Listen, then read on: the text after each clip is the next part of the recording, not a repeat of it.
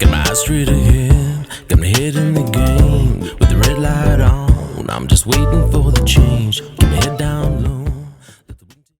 Hi, Jay Fallon, and thank you for listening. So, a couple of years ago, I was talking about this issue with the illegal strip search that was conducted by New South Wales police force at the Splendour in the Grass. This was, and not just the illegal strip search, but then the way the police denied it actually happened. Gaslighting this young lady, telling her, just completely gaslighting, telling everyone, no, didn't happen.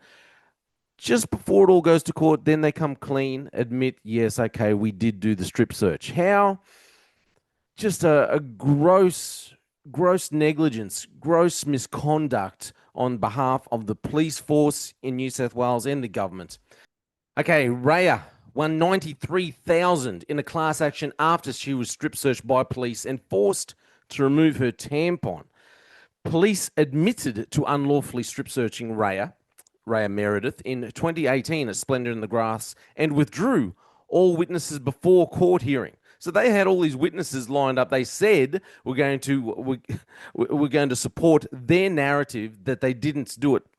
It was all lies. All lies. Police should be held accountable. The police force hierarchy should be held accountable. Whoever decided to move ahead with this course of action should be held accountable. The officers that did it should be charged. I think I just as an absolute disgusting breach of duty here. A woman who was illegally strip searched by New South Wales police. So if it was illegal, shouldn't the officer who did it, shouldn't they be charged with assault, serious assault? Shouldn't they? Surely, if it was illegal by their own admission.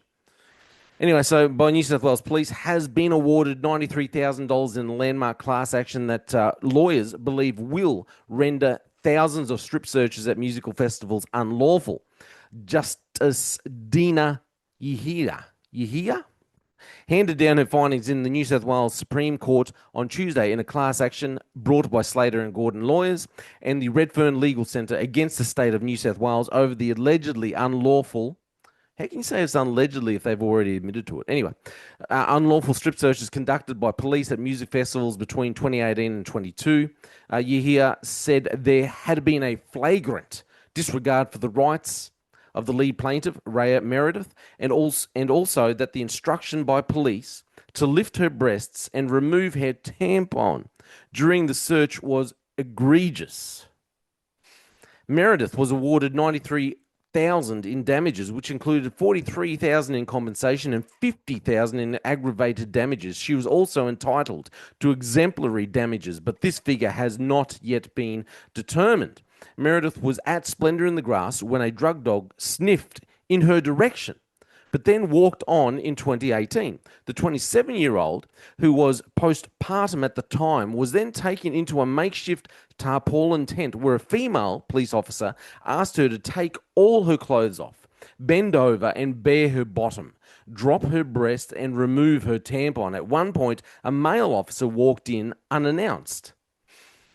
That's despicable. The search found no drugs, nothing else illegal. It was a horrible thing to go through. That's what Meredith said in an emotional testimony. But so too, Meredith told the court, was the gaslighting she endured for years by New South Wales police force who denied her version of events, leaving her feeling violated yet again. You flipping lying mongrels. Days before the class action hearing began, police admitted in court documents that its strip search of Meredith was unlawful and unjustified and ignored laws protecting her rights.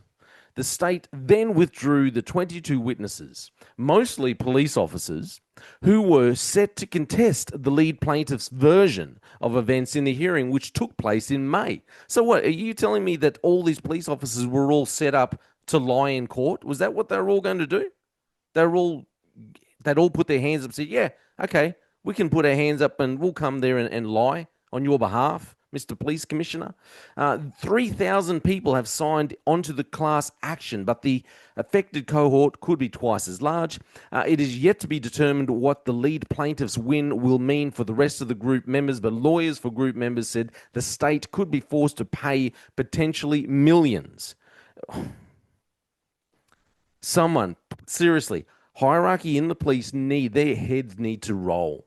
Heads need to roll. This is disgusting, despicable. The egregious experience of the plaintiff was not an outlier. William Zerno, a senior associate of Slater and Gordon lawyers, told reporters outside court. It was experienced by thousands. Minors were strip searched. Minors, really? Some people were subjected to cavity searches, and people were strip searched in public view and were asked by New South Wales police in some instances to remove tampons. Zerno said, under New South Wales laws which govern police powers, an officer can only conduct a strip search if it is deemed necessary and there are serious or urgent circumstances that require it. In her judgment, Yahia highlighted that there was no records in the police database that identified how these requirements were met for all 143 strip searches officers carried out the day Meredith was also searched. Wow. She said that it's not enough for police to merely rely on their general experience. Mind you, general experience, I'd guarantee most of the police officers that are at these types of events doing these things are very junior. They've got jack all experience. Idiots.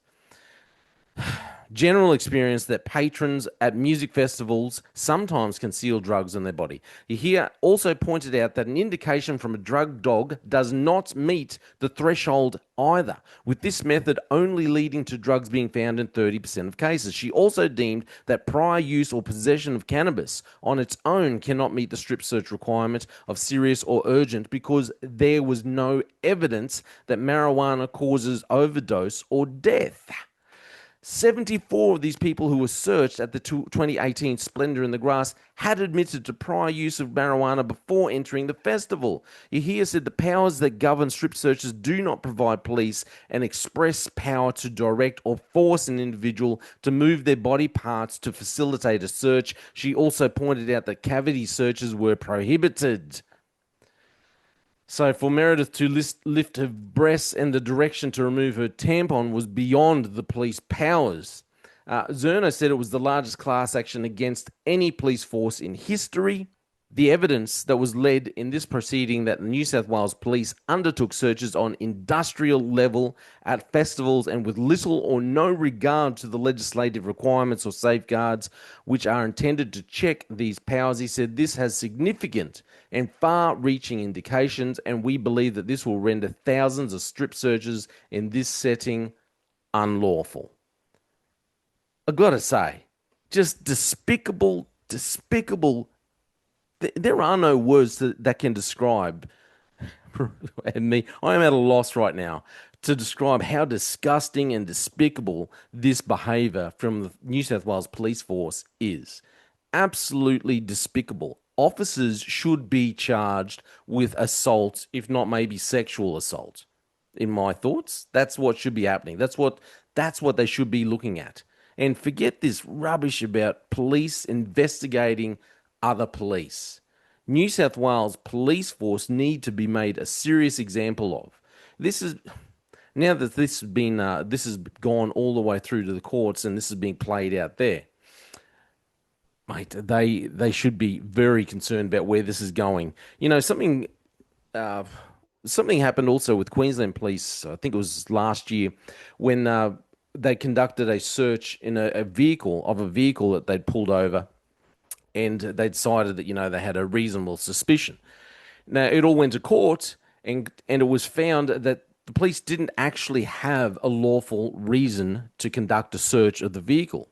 And just because you can look up someone's history and say, oh, they may have had some history of drug use, or they've already pulled someone up because they say, oh, he had an issue with drugs years ago or something, and therefore they use that as an excuse, oh, we've got a reasonable suspicion, and everything was thrown out of court because of it. This happened in Queensland.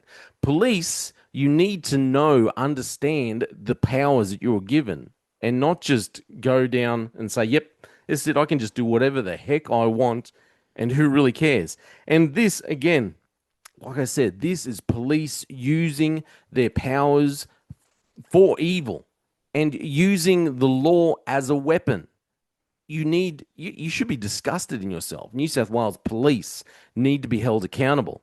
I wonder what Mel, the new police commissioner, I wonder what he's going to be doing. You know, the guy who wants to be found drunk on the footpath and allow his wife and friends into events that other people can't get into. I wonder what that gentleman's going to do. I mean, is he the leader that he needs to be, or is he just too busy getting drunk and stumbling around on footpaths? Is he actually going to lead? Is he actually going to make an example of whoever the hierarchy is, whoever the leadership is, who made the decision to do these things in the first place?